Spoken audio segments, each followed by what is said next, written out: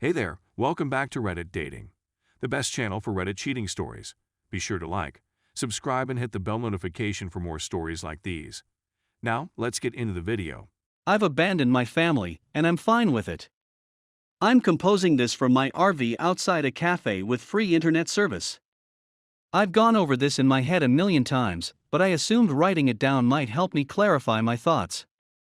I left my family a little more than a week after D-Day.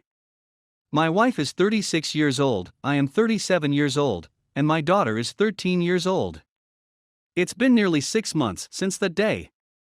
I stumbled across her affair by chance. I was completely clueless. I thought we had a good marriage. We had a lot of intimacy, we would chat about things for hours, and we had date nights on a regular basis. We had both common and individual interests. We were in good health and fitness. Was it good? Or was it just me thinking that? My wife, let's call her Eve, cheated, thus she clearly preferred another man over me. And she couldn't possibly love me if she could betray me like that.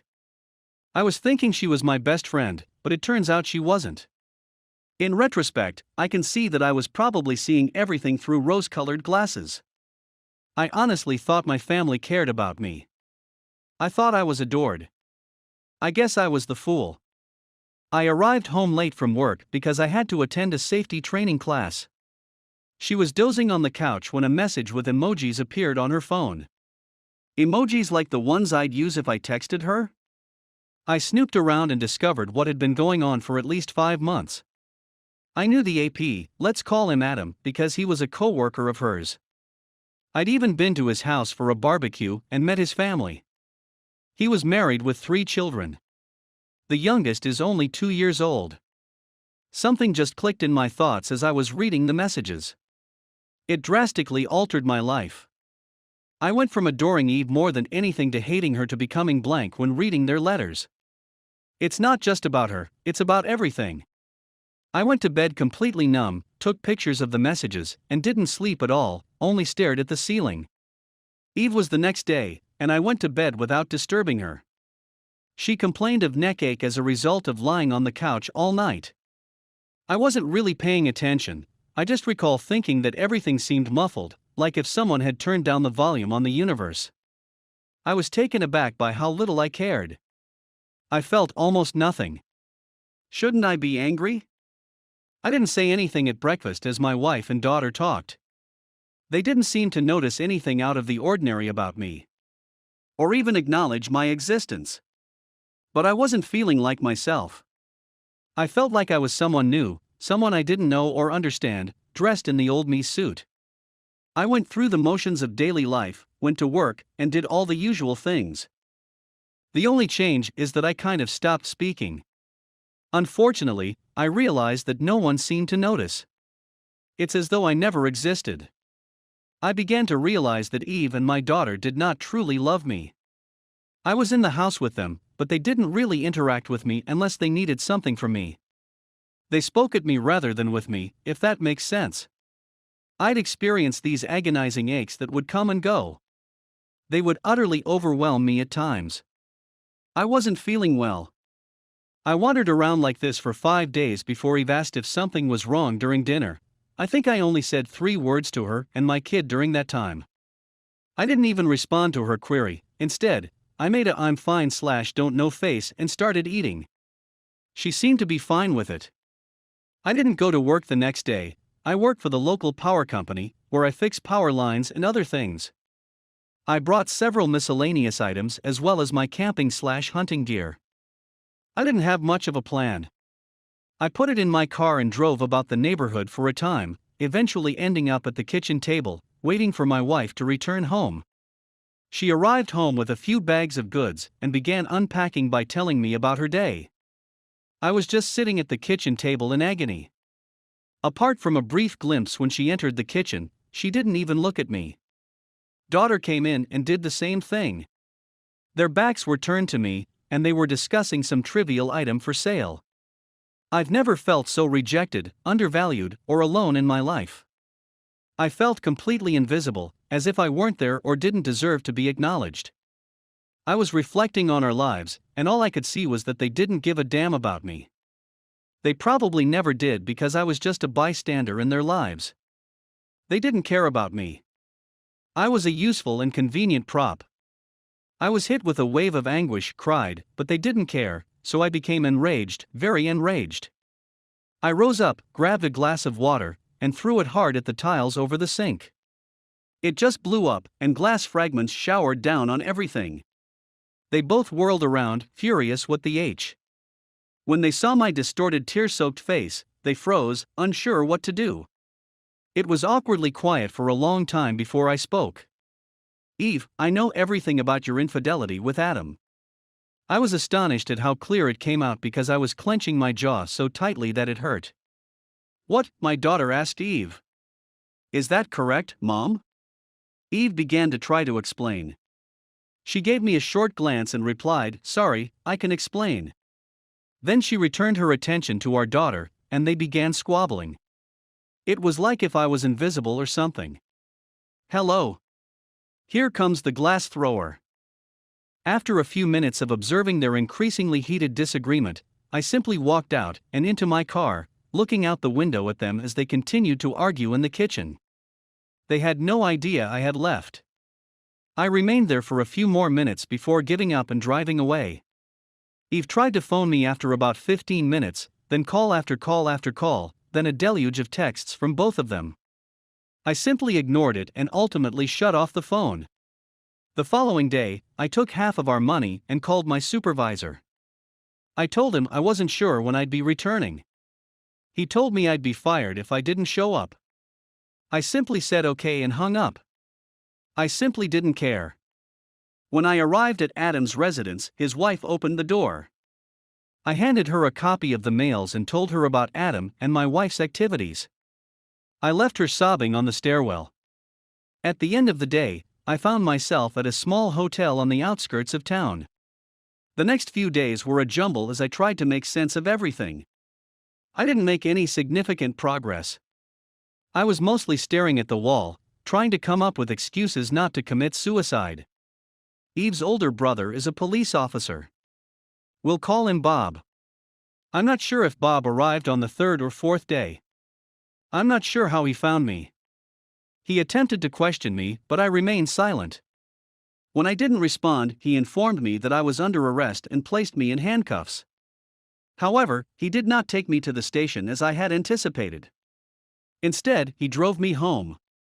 Bob pulled me into the living room, where my wife and daughter began berating me right away. Still, I remained silent. I just sat there in awe as they told me how bad this was for them. When I was a nasty a-hole for making them worry. It carried on for a bit until Eve yelled at me, say something. I looked at her for a moment before saying quietly, I don't have anything to say to you. Bob became enraged and shoved me against the wall, screaming at me not to speak to his sister in that manner. Bob's furious reaction gave me a lot of delight. I'm not sure why, but it made me so joyful that I burst out laughing. Bob's wife had left him 4 months before. I gave Bob a friendly smile. Bob, you're pathetic. Did you beat up on Bob's wife? Is that why she abandoned you? Bob slammed into me and knocked me out. Wife and daughter began screaming in unison. As I stood up, I couldn't stop laughing. I couldn't stop myself. I was bleeding from someplace on the floor when I noticed it. I'm still handcuffed and giggling. Perhaps it was the ridiculousness of it all? I spit blood in Bob's face and exclaimed, You, Bob.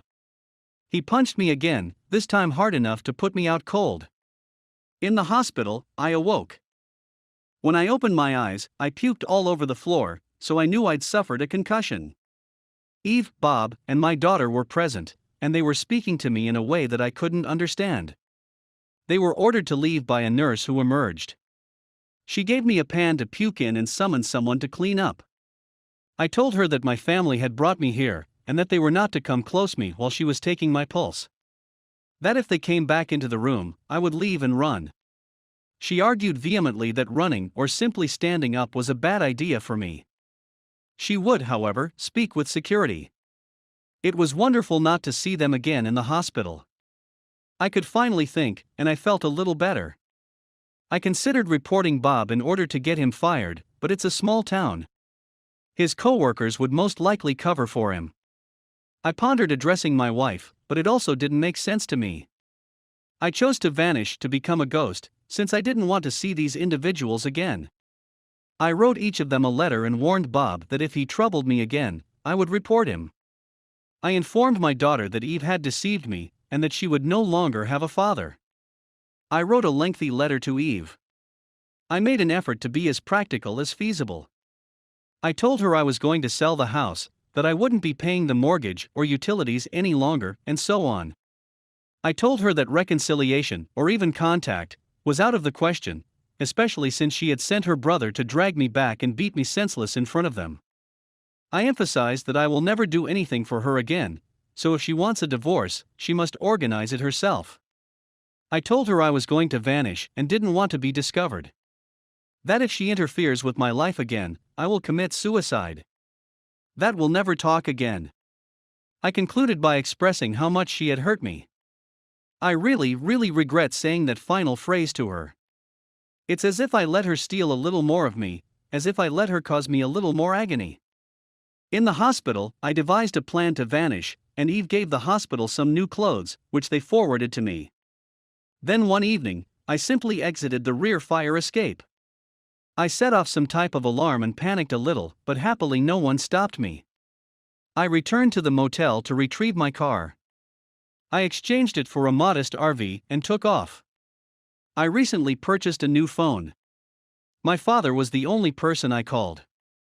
I told him everything and warned him that if he provided my new phone number to anyone, I would be completely unavailable for the rest of my life. He could phone me if he wanted to reach me in order for me to sign something. Aside from that, I just wanted to be alone. I grieved the loss of my former life for the first several months, but I soon realized that I was grieving the death of a fantasy. A memory that lived solely in my thoughts. The devoted wife and daughter, the family, the friends. It was all a figment of my imagination. These people never genuinely cared about me. Over time, I began to recreate some semblance of a life. Only this time I was completely invisible. I ghosted the entire society. Now I'm just a box. To store valuables and cash, I hire a safe deposit box. For money, I do odd things. I go hunting, fishing, and scavenging. My money expenditure is minor, hence my cash reserves are increasing. I don't have a bank account and I don't pay taxes. When people ask what my name is, I say Fred. This is not my name. I go out of my way not to contribute to society or anything else. I am still invisible, like I was in my family, but at least to strangers.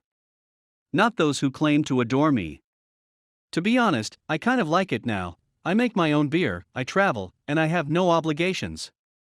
I work whenever it is convenient for me. I spend a lot of time relaxing in nature. I go hunting and fishing with a few companions. I am in fantastic shape, in fact, I am in the finest shape of my life. Overall, my life is improving. At the very least, no one is manipulating me for their own gain while appearing to care about me. I have no idea what happened to my wife and daughter, old acquaintances, or the rest of the family. I'm not sure if I'm divorced or owing child support. I have no idea what happened to the house. I'm not particularly bothered. My father has tried to offer me information a few times, but I have always turned him down. He is the only person from my previous life with whom I periodically communicate. I feel liberated, relaxed, pleased, and even delighted. I don't have much, but I don't require much either. When I reach the end of the line, I will sell everything and burn the remaining funds. I'll make certain that there is nothing of worth left to remember me by. Then I'll walk into a national park without anyone knowing and vanish for good. I like to go to retail malls, railway stations, and bus stops and just observe people. There they are, all the men who used to be like me. Men who sacrifice themselves for a society and families who don't care about them, men who work themselves to death with no acknowledgement or gratitude from anyone. They are constantly guilt-tripped, pressed, and urged to do more and sacrifice more.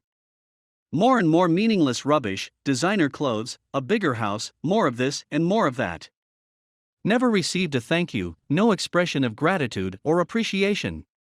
In most situations, there isn't even a smile.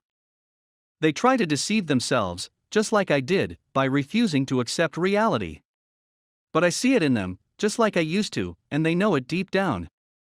I'm familiar with their vacuous million-mile stare. I used to have one like it. Thank you for listening. It was good to get this off my chest.